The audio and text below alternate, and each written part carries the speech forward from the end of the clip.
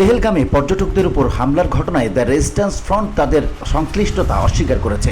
সংগঠনটি ভারতীয় অভিযোগগুলোকে ভিত্তিহীন ও আগে থেকেই করা বলে মন্তব্য করেছে। একটি বিবৃতিতে টিআরএফ জানিয়েছে, হামলাটিকে তাদের সাথে যুক্ত করার প্রচেষ্টা একটি অসৎ প্রচারণা যার লক্ষ্য কাশ্মীরি প্রতিরোধ আন্দোলনকে নষ্ট করা। হামলার পর টিআরএফ এর ডিজিটাল চ্যানেলে একটি হামলার দায় স্বীকারের একটি পোস্ট প্রকাশিত হয়েছিল। সেই পোস্টকে সংগঠনটি দাবি করেছে সাইবার আক্রমণের ফলে এটি হয়েছে।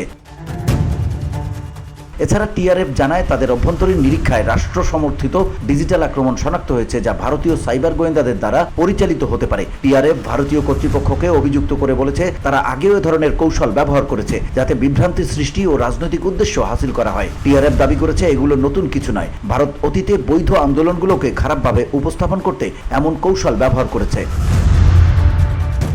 টিআরএফ একটি সশস্ত্র গোষ্ঠী যা 2019 সালে কাশ্মীর অঞ্চলে আত্মপ্রকাশ করে। এটি ভারত নিয়ন্ত্রিত কাশ্মীরে স্বাধীনতা আন্দোলনের অংশ হিসেবে কাজ করছে। গোষ্ঠীটি সাধারণত সামাজিক যোগাযোগ মাধ্যম ও টেলিগ্রাম চ্যাটের মাধ্যমে তাদের বার্তা প্রকাশ করে থাকে।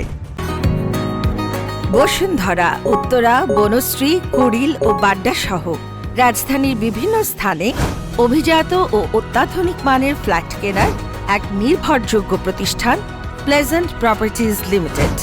তাই আপনার স্বপ্নের আবাসনের জন্য আজই যোগাযোগ করুন। Pleasant properties limited, where destiny matches eventually. TRF এর গঠন ও কার্যক্রমের পেছনে অনেকেই পাকিস্তানের সশস্ত্র গোষ্ঠী লস্কর-ই-তৈয়বার সাথে সম্পর্কের অভিযোগ তোলেন। তবে এই গোষ্ঠীটি নিজেদের পরিচয়ে ইসলামী পরিচয়ের পরিবর্তে প্রতিরোধ বা রেজিস্ট্যান্স শব্দটি ব্যবহার করে, যাতে তাদের কর্মকাণ্ডকে নিরপেক্ষ বলে উপস্থাপন করা যায়। VOD Bangla news desk.